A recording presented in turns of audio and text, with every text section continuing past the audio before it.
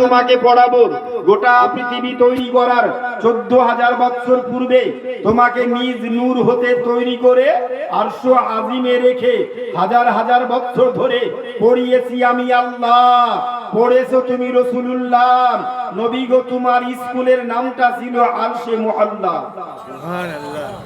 ওখানে পড়ার পর আর পৃথিবীতে গিয়ে কারো নিকটে তোমার পড়ার প্রয়োজনটা হবে না, যার কারণে আল্লাহ নিজে পড়িয়ে নবীকে সব শেষে পৃথিবীর শিক্ষক করে পৃথিবীতে প্রেরণ করলেন। আর নবী পড়লেন না কেন? নবী এই কারণে পড়লেন না, নবী কার কাছে পড়বেন?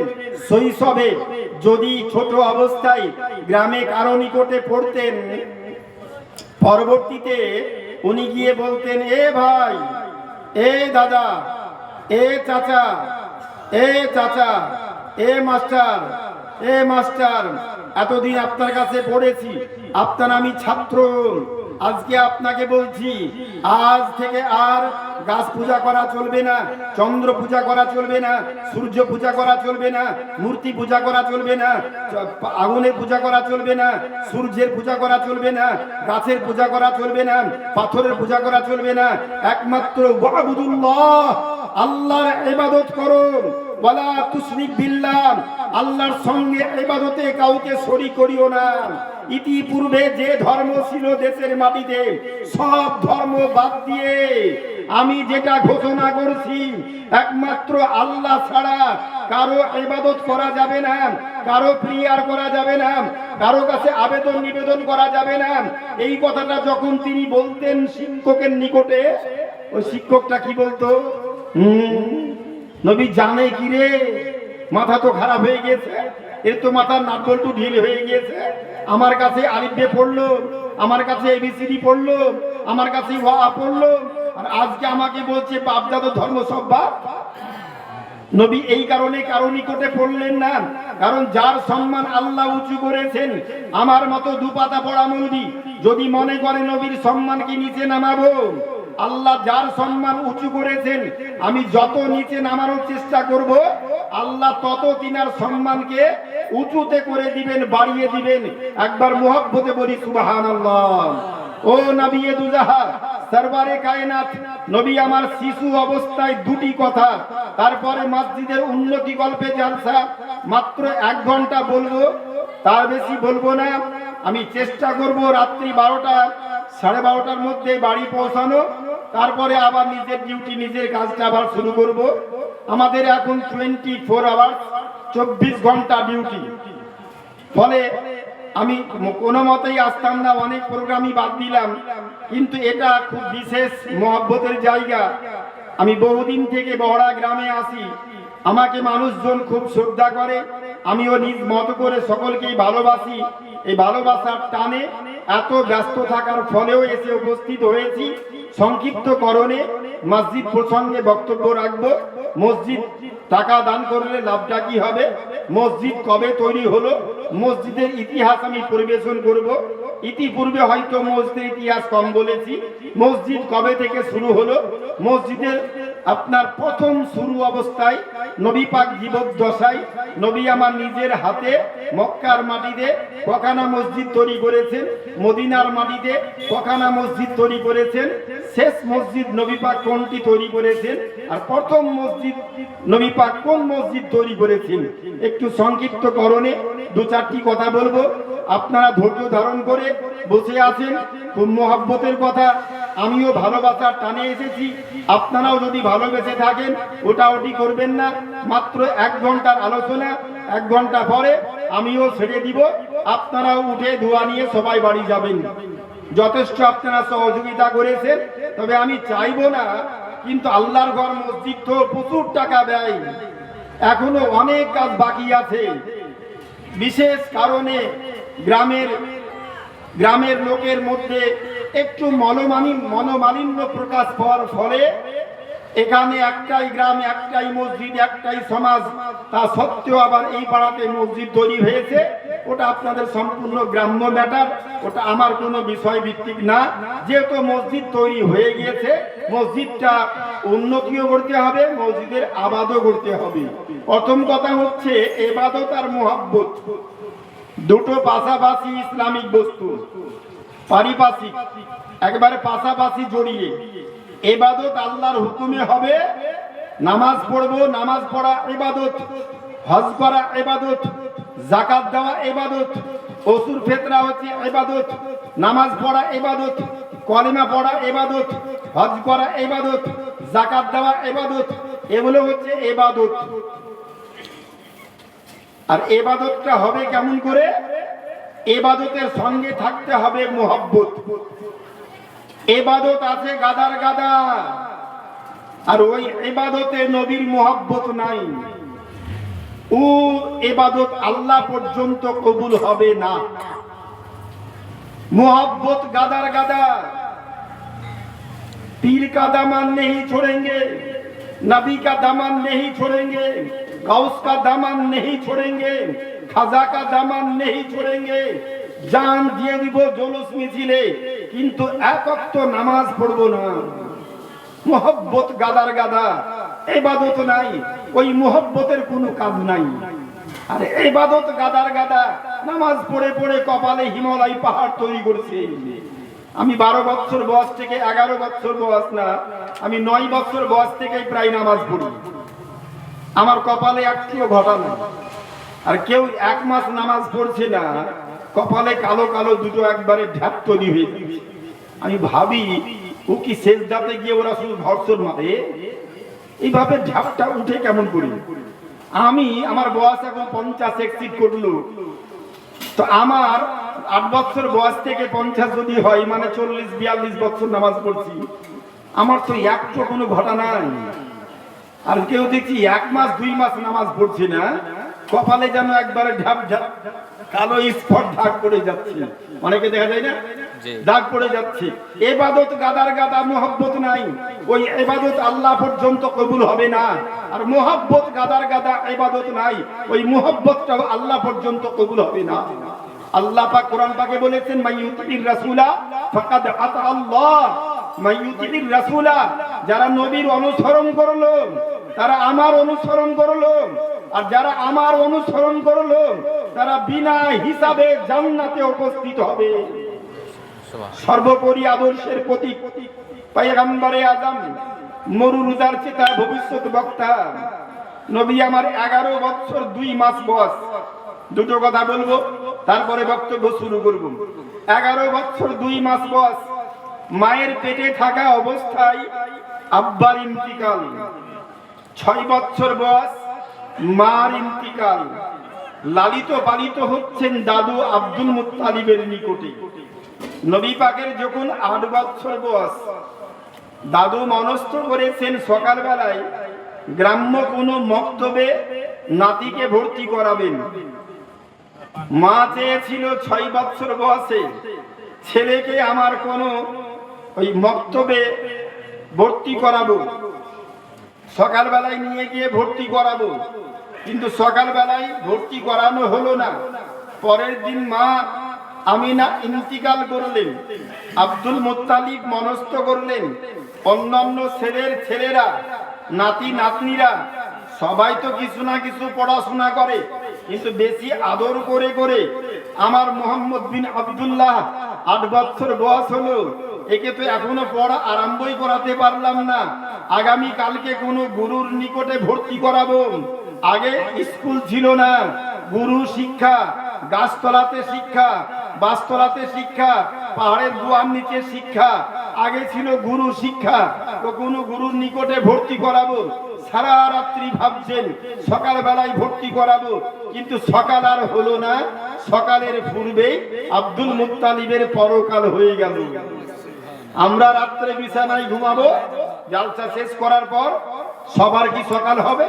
যার যার ঘুম ভাঙবে তার হবে সকাল, আর যার যার ঘুম ভাঙবে না, ঘুমিয়ে যাওয়ার পর ঘুমটা ভাঙবে না, তার হবে পরকাল। ঘুমটা ভাঙলে সকাল, আর ঘুমটা না ভাঙলেই পরকাল। সকালে মরলে 2টোর পর জানাজা, আর রাত্রে মরলে সকাল 10টায় জানাজা।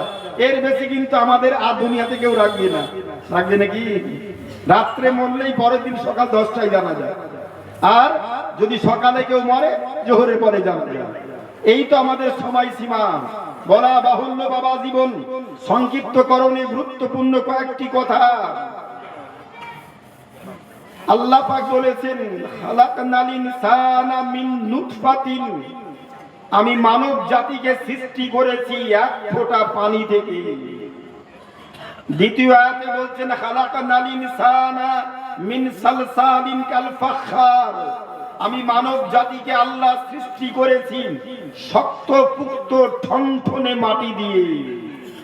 3 নাম্বার কোরআন শরীফের আয়াত, খালাকনাল ইনসানা মিন মাইন বাশারা, আমি মানব জাতিকে সৃষ্টি করেছি বাশারি পানি থেকে। খালাকনাল ইনসানা মিন তিন, আমি মানব জাতিকে সৃষ্টি করেছি মাটি থেকে।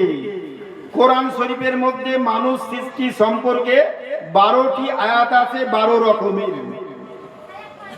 মাটি দিয়ে সৃষ্টি শুধুমাত্র সাইয়্যিদনা আদম পয়গম্বর আলাইহিস সালামের সৃষ্টি ছিল মাটি দিয়ে।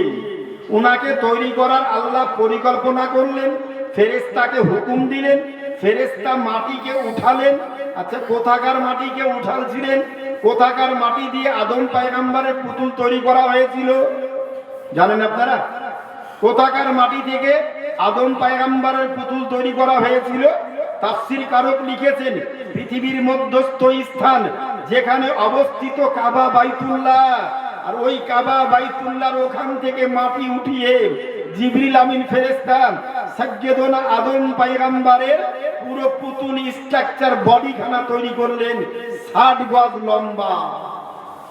আচ্ছা, খাড়া করে তৈরি করা হয়েছিল না পেড়ে দিয়ে তৈরি করা হয়েছিল? তাফসীর কারণ বলছে শুইয়ে দিয়ে হাত পা চোখ নাক কান গলা সবগুলো তৈরি করা হলো। আচ্ছা, তৈরি করার পরে পরে কাঁচা অবস্থায় কি আল্লাহ রূহ দান করলেন? বলেন না, 6 মাস ধরে শুকানো হলো। যখন শক্তপুক্ত একবারে শুকিয়ে ঠনঠনে হয়ে গেল, যখন তাকে দাঁড় করানো হলো, আল্লাহ বলছে দাঁড় করাও। যখন আদমের স্ট্রাকচার 60 গজ লম্বা, একে যখন দাঁড় করানো হলো, তখন আল্লাহ পাক বলছেন, নাফাখতু মিন রূহি, আমি আমার আদমের মধ্যে রূহ দান করলাম। জোরে একবার বলা যাবে না সুবহানাল্লাহ? সুবহানাল্লাহ। তার মধ্যে রূহ দান করলাম। যখন ওই স্ট্রাকচার বডিতে রূহ যখন প্রবেশ করলো, সর্বপ্রথম আদম পয়গম্বরের মুখ থেকে যেই কথাটি বের হয়েছিল, ওই কথাটি ছিল কি কথা? আল্লাহু আকবার, লা ইলাহা ইল্লাল্লাহ, না দরুদে ইব্রাহিম, না দরুদে মুস্তাফা, দরুদে আহমদিয়া, দরুদে তাজ, কি কথা বের হয়েছিল? তাফসীর কারক বলছে, সর্বপ্রথম আদম পয়গম্বরের মুখ থেকে আল্লাহর শুকরিয়া আদায় করে প্রথম বাক্য ছিল আলহামদুলিল্লাহ, আলহামদুলিল্লাহ, আলহামদুলিল্লাহ। এই বাক্যটাই তিনি উচ্চারণ করেছিলেন। ইতিহাস বলে, তাফসীর কারক মুহাদ্দিসগণ বলেন, মুফাসসিরগণ বলেন, শুধুমাত্র সাইয়্যিদনা আদম পয়গম্বরকে আল্লাহ পাক শক্তপুক্ত ঠনঠনে মাটি দিয়ে তৈরি করেছিলেন। গোটা মানব জাতির সৃষ্টি হচ্ছে এক বিন্দু পানি। বাপের পিটইকারী স্থান হতে নির্গত হয়ে মায়ের গর্ভাশয়ে গিয়ে 40 দিন বীর্য অবস্থায়, নট পরিবর্তন, কোনো চেঞ্জ না। 40 দিন পর এবার ওই বীর্যটা রক্তপিণ্ড তৈরি হলো 80 দিন পর্যন্ত। 80 দিন পরে ওই রক্তপিণ্ড থেকে মাংসপেশি তৈরি হতে আরম্ভ করলো। হাজার হাজার ফেরেশতা মায়ের পেটে আল্লাহ লাগিয়ে রেখেছেন। জোরে একবার বলুন সুবহানাল্লাহ। মানুষের সৃষ্টি করা ফ্যাক্টরিতে একই রকমের লক্ষ লক্ষ মাল তৈরি হয়। এই যে কোম্পানি ক্যাচার তৈরি করেছে, এই কোম্পানি এই ডিজাইনের এই রঙের ক্যাচার শুধু কি একটাই? কোটি কোটি তৈরি করেছে, তাই না? আর আল্লাহর ফ্যাক্টরি থেকে যত বস্তু আল্লাহ তৈরি করেছেন, প্রত্যেক বস্তু হচ্ছে আলাদা আলাদা, ভিন্ন ভিন্ন। মানুষের তৈরি করা ফ্যাক্টরিতে একই রঙের, একই ডিজাইনের, একই সাইজের কোটি কোটি বস্তু তৈরি হয়। পৃথিবীতে কোটি কোটি মানুষ, পৃথিবীর শুরু থেকে আজ পর্যন্ত, কিয়ামত পর্যন্ত যারা আসবে, আচ্ছা কোন মানুষকে আল্লাহ কারো মতো করে তৈরি করবেন? মহান আল্লাহর বড় শুকরিয়া। আল্লাহর কোন নিয়ামতকে অস্বীকার করবে? ফাবিআইয়ি আলাইহি রাব্বিকুমা তুকাযযিবান। আল্লাহ বলছে, ও বান্দা, তোমরা আমার কোন নিয়ামতকে অস্বীকার করবে? আমি আল্লাহ তোমাদেরকে এক ফোঁটা পানি থেকে এত বড় বডি স্ট্রাকচার, হাত পা চোখ নাক কান গলা, আমি আল্লাহ তোমার মায়ের পেটে তৈরি করে দিয়েছি। পৃথিবীতে তোমাকে পাঠিয়েছি, তোমাকে কোটিপতি, লাখপতি, ফকিরপতি, তোমাকে সব কিছু আমি তৈরি করেছি। এই মালিক আমি, তবু আমাকে তোমরা ভুলে চলবে, আমাকে অস্বীকার করবে? খালাকনাল ইনসানা মিন মাইয়িন বাশারা, আমি তোমাকে এক ফোঁটা পানি থেকে তৈরি করেছি। ফাবিআইয়ি আলাইহি রাব্বিকুমা তুকাযযিবান। তোমরা আমার কোন নিয়ামতকে অস্বীকার করবে বান্দা? এক ফোঁটা পানি থেকে এত বড় স্ট্রাকচার বডি তৈরি হলো। 4 মাস পূর্ণ হলো 120 দিন। 120 দিন পর যখন হাত পা চোখ নাক কান গলা তৈরি হয়ে গেল মায়ের পেটে, এবার আল্লাহ দান করলেন রুহু, আত্মা। 4 মাসের আগে পর্যন্ত জান নাই। চিকিৎসা বিজ্ঞানী বলছে না, রুহু নাই, নড়াচড়া করবে না, ও তো তৈরি হচ্ছে, স্ট্রাকচার তৈরি হচ্ছে বডি। 4 মাস পূর্ণ হলো, তৈরি হয়ে গেল। আল্লাহ রুহু দান করলেন। রুহু দান করার পরে মায়ের পেটে আমরা কেউ 5 মাস, কেউ 6 মাস, তার বেশি কেউ থাকি না। আচ্ছা, 5 মাস 6 মাস যে মায়ের পেটে থাকি, মানুষ বেঁচে থাকলে খাবার খেতে হয়, তাই না? আমি এক জায়গাতে গিয়েছি, চলে আসছে, আমার কোথায় গেছিলেন বন্ধু? জিজ্ঞেস করছে কোথায় গিয়েছিলেন? বলে ওরুসে গিয়েছিলাম।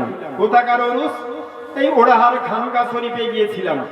আমাকে বলছে ওরুসে গেলে কি হয়? আমি ওরুসে যারা যায় তারা প্রত্যেকে জান্নাতি।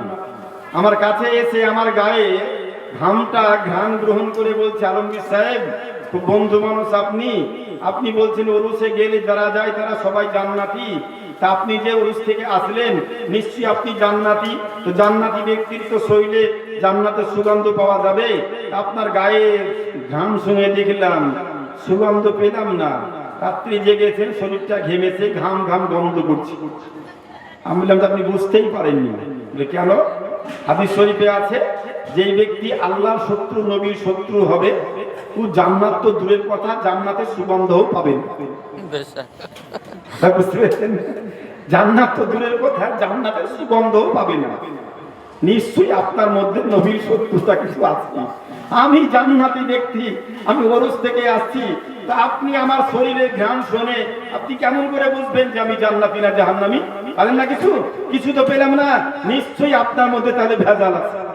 কারণ জান্নাত, নবীর শত্রু যে হবে, ওলিদের যে শত্রু হবে, ও জান্নাত তো দূরের কথা, ও জান্নাতের সুগন্ধ পাবেন না।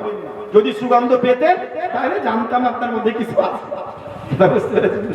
মনে হয় কিছু আছে, যখন পেলেন না নিশ্চয়ই কিছু নাই।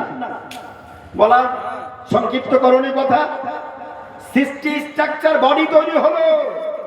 আমাকে বলছে, আচ্ছা আপনারা পীরের মাজারে চাদর দেন কেন?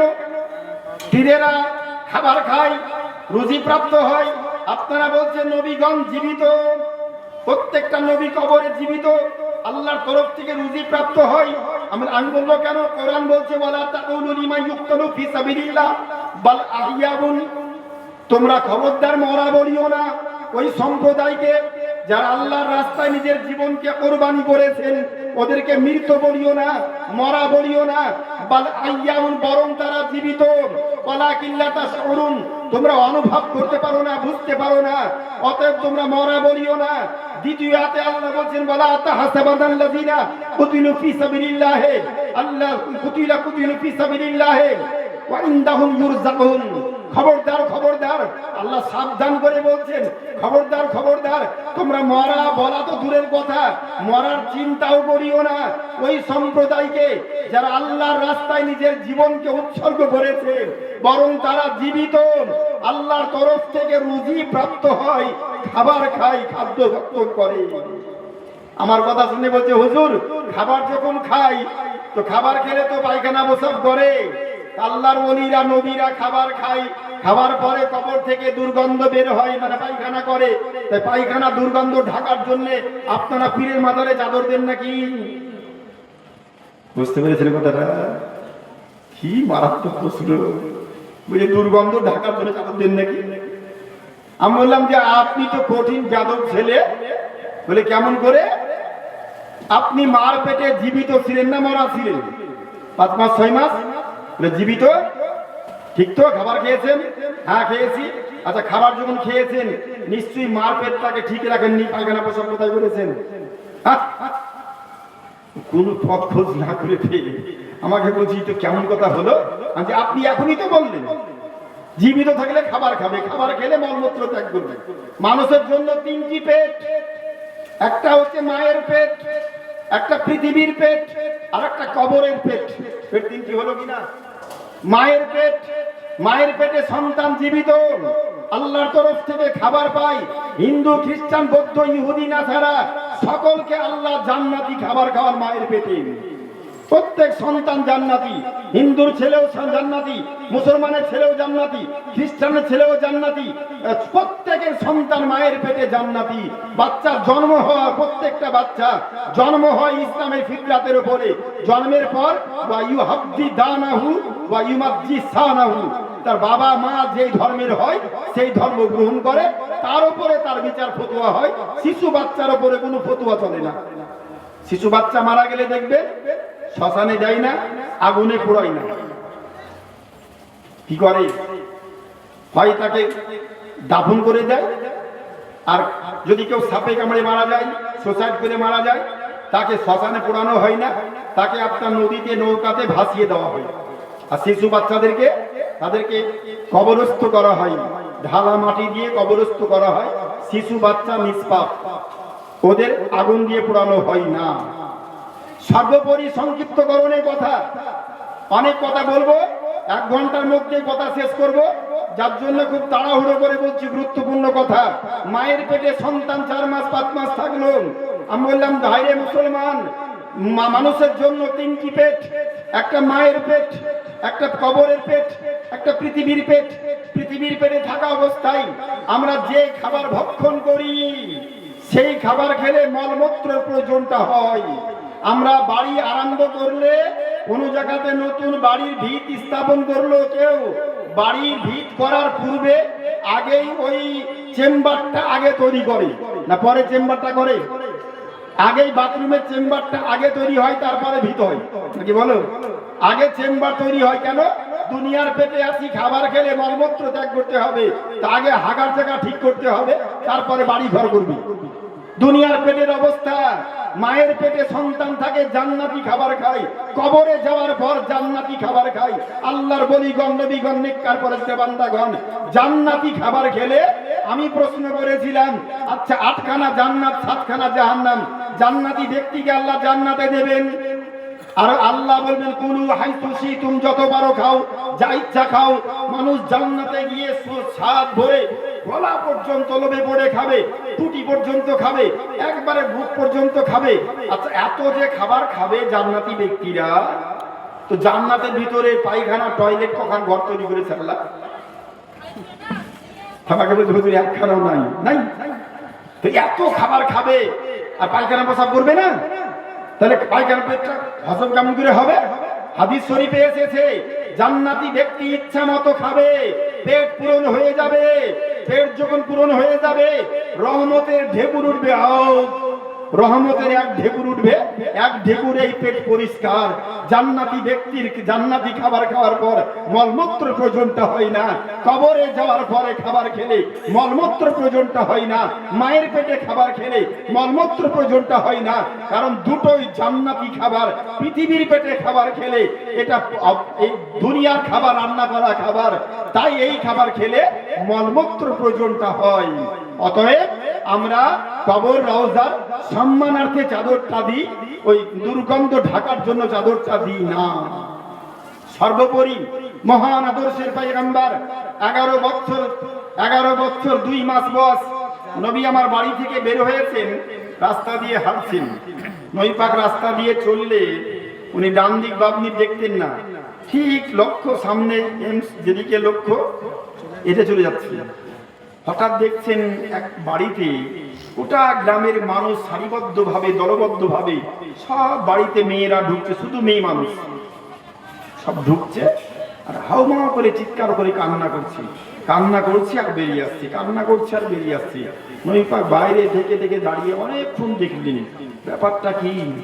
গোটা গ্রামের মানুষ লাইন করে আসছে, 8 ঘন্টা 10 মিনিট থাকছে, কান্না করে আবার চলে যাচ্ছে। দীর্ঘক্ষণ নবী পাক দাঁড়িয়ে থাকলেন শিশু পয়গম্বর। 11 বছর 2 মাস বয়স, নবুয়তের এলান করেননি। 40 বছর বয়স পর্যন্ত নবী নবুয়তের এলান করেননি। অনেকের কথা, অনেকের ধারণা, অনেকের বিশ্বাস 40 বছর বয়সে নবী নবুয়ত লাভ করেছেন। আস্তাগফিরুল্লাহ, নাউযুবিল্লাহ, ওটা ঈমানদারের আকীদা হতে পারে না। কারণ সুনান তিরমিজি 223 পৃষ্ঠার মধ্যে হাদিসটি এসেছে। আনাস বিন মালিক নবী পাককে জিজ্ঞেস করেছেন, মাতা বাজাবাত লাকা নবুয়া, ইয়া রাসূলুল্লাহ, আপনি কবে থেকে নবী? জোরে বলবেন না সুবহানাল্লাহ। আপনি কবে থেকে নবী?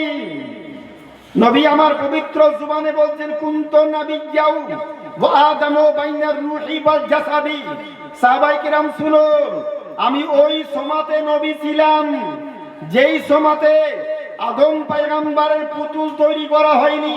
মাটি মাটির জায়গায়, পানি পানির জায়গায়, মাটি পানি একত্রিত করে কাদা ছেলে আদমের পুতুল স্ট্রাকচার বডি তৈরি করা হয়নি। আমি তখনও নবী ছিলাম। তাহলে বোঝা গেল দলিল দিয়ে 40 বছর বয়সে নবুয়ত এলান করেছে, নবুয়ত লাভ করেননি। 40 বছর বয়স পর্যন্ত দেশের মানুষকে আদর্শ চরিত্র দেখালেন। 11 বছর 2 মাস বয়স দাঁড়িয়ে দাঁড়িয়ে দেখছেন ব্যাপারটা কি। সবাই আসছে যাচ্ছে, আসছে যাচ্ছে, আসছে যাচ্ছে। হঠাৎ করে নবী পাক আস্তে আস্তে হাঁটতে হাঁটতে বাড়ির ভিতর ঢুকে যাচ্ছেন। গ্রামের মেয়েরা হাত তুলে যায়, তুমি দেখতে পাচ্ছ না এখানে সব মেয়েদের আনাগোনা, আর তুমি বেটা ছেলে বাড়ির ভিতর প্রবেশ করছো। কচি কচি মনে, সোনালী মুখ, সোনালী ঠোঁট দিয়ে, গোলাপ পাপড়ি সোনালী ফুল দিয়ে নবী আমার বলছে, কি হয়েছে মা? এভাবে কান্না রুলস চলছে কেন? পুরো বাড়িটাই দফায় দফায় মেয়েরা আসছে আর এভাবে চিৎকার করে হাউমাউ করে কান্না করছে, আবার বেরিয়ে যাচ্ছে। এর কারণটা একটু আমাকে বলবে? বলে, ওয়া কারণ শুনে তোমার লাভ নাই। কিছু বলবে না? বলে, ওয়া শুনে লাভ নাই। দাঁড়িয়ে আছেন, আবার একটু ঘুরে ফিরে, আবার একটু পর আবার এসে হাজির। লোক সংখ্যা তখন কমেছে, আবার ঢুকে গিয়েছে। কিসের কান্না আমি বুঝতে পারছি না। আবার তুমি চলে এসেছো? চলে এসেছি। কারণ আমাকে জানতেই হবে। কি শৈশবে আদর্শ পয়গম্বর, দাও আকবার। নবী পাক ঢুকলেন, দাঁড়িয়ে আছি। বাড়ির মেয়েটা অভিভাবিকা, সে নবী মুহাম্মদ বিন আব্দুল্লাহ শিশু পয়গম্বরের চেহারার দিকে তাকিয়ে বলছে, শুনো, তুমি তো আমাদের কাজ কিছু করতে পারবে না, উপকার কিছু করতে পারবে না। তুমি যখন বারবার রিকোয়েস্ট করছো, তো শুনো, কেন আমরা এভাবে কান্না করছি, কেন আমরা চিৎকার করছি? শোনো, 2 বছর হলো স্বামী ইন্তিকাল করেছে। একমাত্র মেয়ে, 16 বছর বয়সী মেয়ের বিয়ে দিয়েছি। 18 বছর বয়স পূর্তিতে আমার মেয়ের একমাত্র সন্তান আজ 7 দিন হলো বাচ্চা হয়েছে। দেশের মানুষকে কেউ জানে না, সবাই জানে বাচ্চা হয়েছে, কিন্তু কি বাচ্চা কেউ জানে না। কারণ আমাদের দেশের এই লেলিহান জল্লদ বাহিনী, বর্তমান শাসক যারা, এরা ঘোষণা করেছে, বাপ কারো বাড়িতে কন্যা সন্তান জন্ম হলে মায়ের কোল থেকে বাচ্চাটাকে ছিনিয়ে নিয়েছে, বাচ্চার মায়ের সামনেই বাচ্চাটাকে জবাই করে দেওয়া, কন্যা সন্তান জন্ম দেওয়া যাবে না। আল্লাহ পাক পরবর্তীতে আয়াত অবতীর্ণ করেছেন, বিআইয়ি যামবিন কুতিলাত, তোমরা কি কারণে তোমাদের মেয়েদেরকে হত্যা করেছো বান্দা? তোমরা কেন মেয়েদেরকে হত্যা করেছো? মেয়েরা কি অন্যায় করেছে? কেন তোমরা মেয়েদেরকে হত্যা করেছো? তোমরা কেন মেয়েদেরকে কতল করেছো? তারা কি মানুষ না? তাদের কি রক্ত মাংস নাই? তারা কি আল্লাহর বান্দা নাই? আল্লাহর কি সৃষ্টি না? কেন তোমরা কতল করেছো মেয়েদেরকে? যেই সমাজে নারীদের সম্মান ছিল না, যেই সমাজে মেয়েদের ইজ্জত ছিল না, সাম্যের প্রতীক আদর্শের পয়গম্বর, মহান চরিত্রের অধিকারী পয়গম্বর, রাষ্ট্রনেতা, দেশের সুশাসক আমার পয়গম্বরে আযম মরুদার চেতা, ভবিষ্যৎ বক্তা নবী আমার পৃথিবীতে আসার পর 40 বছর বয়স পূর্তি নবুয়তের এলান করার পর যেই দিন কোরআন নাজিল শুরু হলো, উনি দাঁড়িয়ে মক্কার মাটিতে বক্তব্য শুরু করলেন, আজ থেকে মক্কার মাটিতে আর কোন মেয়েকে হত্যা করা যাবে না, আর কোন মেয়েকে জবাই করা যাবে না, আর কোন মেয়েকে কতল করা যাবে না। মেয়েদের সম্মান ইজ্জত ইসলাম যতটা সাম্যতা দান করেছে, মেয়েদের সাম্যতা অধিকার, নারী জাতির অধিকার ইসলাম যতটা পরিমাণ দিয়েছে পৃথিবীর মাটিতে কোনো জাতি দিতে পারেনি, আর কিয়ামতের সকাল পর্যন্ত পারবে না, পারবে না, পারবে না। নবী আমার বলছেন সাহাবায়ে কেরামদের উদ্দেশ্যে, গোটা মক্কার মেয়েদেরকে ডেকে বললেন, ইয়া মাআশারান নিসা, হে মক্কার মেয়েরা, ইসমাউ, শুনো, কালামি, তোমরা আমার কথা শুনো। মেয়েরা গচ্ছিত এক জায়গায় ছিল, নবী বক্তব্য রাখছেন, পর্দা অবস্থায় বক্তব্য রাখছেন। শুনো, বলে কি কথা? বলে পুরুষদের থেকে তোমরা বড়ই ভাগ্যবান। বলে কেমন করে হুজুর, আমরা পুরুষদের থেকে কেমন করে ভাগ্যবান? নবী আমার বললেন, তোমাদের মধ্যে 3 শ্রেণীর মেয়ের জন্য জান্নাত এত নিকটে, জান্নাত এত নিকটে, জান্নাত এত নিকটে, মরলেই শহীদের দরজা, মরলেই জান্নাতি। জোরে মুহাব্বতে বলি সুবহানাল্লাহ। মেয়েরা সেদিন জিজ্ঞেস করেছিল, ইয়া রাসূলুল্লাহ, ইয়া হাবিবাল্লাহ, এই শুভ সংবাদ দিতে আপনি দেরি করছেন কেন? আপনি তাড়াতাড়ি বলেন কোন মেয়ে আমাদের মধ্যে জান্নাতি, মরলেই জান্নাতি কোন মেয়ে? নবী আমার পবিত্র জুবানে বললেন, মা, তোমাদের মধ্যে হতে কোন মেয়ে পেটে বাচ্চা ধারণ করার পর 3 মাস, 4 মাস, 5 মাস, 6 মাস, 7 মাস, 8 মাস, 9 মাস, 10 মাস পেটে বাচ্চা ধারণ করার পর পেটে বাচ্চা নিয়ে যে মেয়ে ইন্তিকাল করলো, ওই মেয়ের জন্য জান্নাত এত নিকটে, মরলেই শহীদের দরজা, মরলেই জান্নাতি। একবার মুহাব্বতে বলি সুবহানাল্লাহ। মেয়েরা জিজ্ঞেস করলো, ইয়া রাসূলুল্লাহ, 1 নাম্বার বুঝলাম, আর? নবী আমার বলছেন 2 নাম্বার, যে মেয়ে বাচ্চা প্রসব করার পর 40 দিনের মধ্যে ইন্তিকাল করলো, বড়ই নসিব, ভাগ্যবান, মরলেই শহীদের দরজা, মরলেই জান্নাতি। 3 নাম্বার, যেই মেয়ে বাচ্চা প্রসব করাতে গিয়ে প্রসবকালীন যন্ত্রণায় ছটফট ছটফট করে, অনেক মেয়ে বাচ্চা প্রসব করাতে গিয়ে নিজের প্রাণখানা চলে যায়।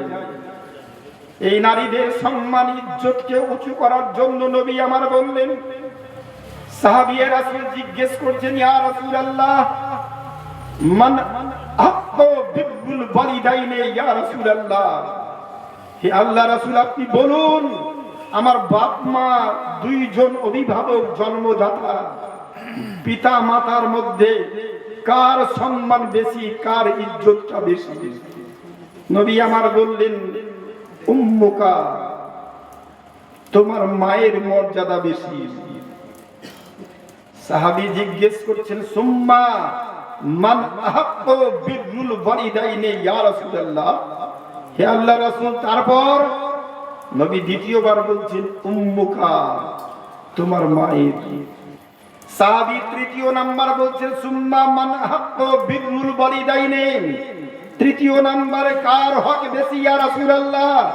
নবী আমার 3 নম্বরে বলছেন, উম্মুকা, তোমার মায়ের। সাহাবী ভাবছেন, নবী কি আমরা আমার বাংলা কথা বুঝতে পারছেন না? হাড় ভাঙা পরিশ্রম করে বাপ, রাতে 2টোর সময় বিছানা থেকে উঠে সাইকেল দিয়ে হনহন করে গোটা এলাকাতে রাউন্ড দেয়, মাঠে ঘাটে গিয়ে কাদা পানিতে এত পরিশ্রম করে বাপ। অথচ আমি জিজ্ঞেস করছি, বাপ মার মধ্যে কার ইজ্জত, কার সম্মানটা বেশি? নবী কি আমার বাংলা কথা বুঝতে পারছেন না? 4 নম্বরে একটু থামার পর বলছেন, সুম্মা মান হাক্কু ইয়া রাসূলুল্লাহ, নবী আমার বলছেন, আবুকা, 4 নম্বর, তোমার বাপের সম্মান বেশি। হুজুর, আপনি আমার কথা মনে হয় বুঝতে পারলেন না। পরপর তিনবার মায়ের অধিকার বেশি বলার পর চতুর্থ নাম্বারে আপনি বাবার সম্মান বললেন। মনে হয় আমার কথা আপনি বুঝতেই পারলেন না। নবী আমার বলছেন, অবশ্যই আমি বুঝেছি, অবশ্যই বুঝেছি। বলে কেমন করে বুঝলেন? কোরআন শরীফের আয়াত থেকে নবী দলিল দিচ্ছেন, হামালাতুহু ওয়াহানান আলা ওয়াহানিন, তোমার মা তোমাকে পেটে রেখে 10 মাস বহন করেছে। রাত্রে ঘুমোতে পারেনি, উঠতে পারেনি, বসতে পারেনি, কাত হতে পারেনি, উবুর হতে পারেনি, বসে থাকতে পারেনি, চিত হতে পারেনি। তোমাকে পেটে রাখার পর তুমি শুধু ছটপট ছটপট করেছো। তুমি বারবার মায়ের পেটে লাথ মেরেছো, এদিকে এদিকে গড়াগড়ি পেড়েছো। তোমার জন্য তোমার মা তোমাকে 10 মাস পেটে বহন করেছে। যেই কাজটা তোমার বাপ 1 মিনিটের জন্য করেনি। এই প্রথম কারণেই বাবার থেকে মায়ের সম্মান, ইজ্জতটা বেশি। একবার জোরে বলবেন না সুবহানাল্লাহ। দ্বিতীয় নাম্বার, আফিসালু আমাইনে আনিশকুরুনি, তোমার মা তোমাকে জন্ম দেওয়ার পর 2 বছর যাবত তোমাকে লালন পালন করেছে, দুধ পান করিয়েছে। রাত্রে ঘুমায়নি, সারা রাত্রি তোমার জ্বর সর্দি, বাপ ঘুমিয়েছে সারা রাত্রি, তোমার মা সারা রাত্রি 11 হাত শাড়ি চেঞ্জ করতে করতে করতে করতে ভিজা জায়গায় রাত্রিকে কাটিয়েছে, তোমাকে শুকনো জায়গায় রেখেছে। মাসের মাস তোমার মা তোমার জন্য 1 মিনিটের জন্য চোখটা বন্ধ করেনি। 2 বছর ধরে দুধ পান করিয়েছে, বহন করেছে, কষ্ট করেছে। এই কারণে দ্বিতীয় নাম্বার কারণে বাবার থেকে মায়ের সম্মানটা বেশি। তৃতীয় নাম্বার, তোমার মা তোমাকে প্রসাব করাতে গিয়ে প্রসাব করাকালীন প্রসাবের যন্ত্রণায় ছটপট ছটপট করতে করতে প্রাণ শুকিয়ে যায়, জান শুকিয়ে যায়, চোখটা ফেটে যায়। এই কষ্ট করে তোমাকে তোমার মা জন্ম দিয়েছে। 3 নাম্বার কারণে তোমার বাবার থেকে তোমার মায়ের সম্মানটা বেশি। আর চতুর্থ নাম্বার, তোমাকে যাবতীয় দেখাশোনার লালন পালন সংসার জীবন যা কিছু করেছে বাবা, এর জন্য চতুর্থ নাম্বারে বাবার ইজ্জতটা বেশি। আমরা ওই নবীর আদর্শের প্রতীক। নবী আমার 11 বছর 2 মাস বয়স, বাড়িতে ঢুকেছেন। মেয়ে বলছে, বাপ শুনো, আমার স্বামী ইন্তিকাল করেছে, 2 বছর হলো। আর 16 বছর বয়সে মেয়ের বিয়ে দিয়েছি, 18 বছর বয়সে বাচ্চা। দেশের মাটিতে জিজ্ঞেস করেছে কি বাচ্চা, সবাইকে বলেছি পুত্র সন্তান, কিন্তু হয়েছে কন্যা সন্তান। আজকে আমার বাড়িতে জল্লদ বাহিনী হাজির। গেট খোলার পরে বলল, কি ব্যাপার? শুনলাম তোমার মেয়ের বাচ্চা হয়েছে। কি বাচ্চা?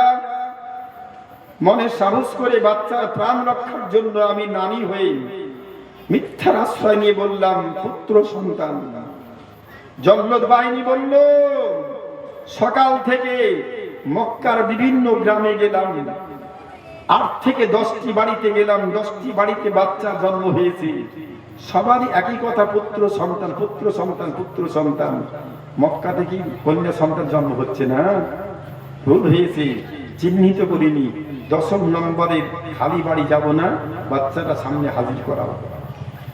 জানটা ফেটে গেল, কলিজাটা চটচট করে উঠলো। তাই বাচ্চাটাকে সামনে হাজির করালাম। হাজির করে তবুও মিথ্যার আশ্রয় বললাম, এই দেখো পুত্র সন্তান। ভাবলাম আমার মুখের কথাই হয়তো জোর করে বলবো, ওরা শুনে চলে যাবে। হলো না। ওরা বললো না, 9 বাড়িতে গিয়েছি, ধোকা খেয়েছি, আজকে আর ধোকা খাবো না। শেষ নাম্বার এটা, গুপ্তাঙ্গের কাপড়টা সরাও। গুপ্তাঙ্গের কাপড় যখন সরালাম, চিহ্নিত করলো কন্যা সন্তান। আমার কোল থেকে বাচ্চাটাকে টান দিয়ে হিঁচড় মেরে টানার পর আমার চোখের সামনে বাচ্চার গলাতে ধারালো ছুরি চালিয়ে দিল। গলা মাথা আলাদা, এই দেখো রক্তের জমাট বেঁধেছে, যার জন্য বাড়িতে এভাবে কান্নার ধ্বনি চলছে। আমরা কিছু করতে পারি না, নির্মম ভাবে শাসকের অত্যাচার সহ্য করছি। তাই দফায় দফায় মেয়েরা আসছে আর হাওমা করে কান্না করছে, দফায় দফায় আসছে আর হাওমা করে কান্না করছে। নবী পাক এই ঘটনা শোনার পর চোখ দিয়ে টস টস করে পানি ঝরে গেল। নবী আবার সেই দিন জোর কথায় বলেছিলেন, মা মা, হে মক্কার মায়েরা, কান খুলে শুনে নাও, আমি মুহাম্মদ বিন আব্দুল্লাহ আজ তোমাদের বিপদ দূর করতে পারবো না, কিন্তু যেই দিন আমি বড় হব, দেশকে শাসন করব, দেশের নেতৃত্ব দিব, আমার প্রথম কথা থাকবে মেয়েদের এই নির্মম হত্যাকে বন্ধ করতে হবে। নবী পাক ইসলাম প্রচার প্রসার কালে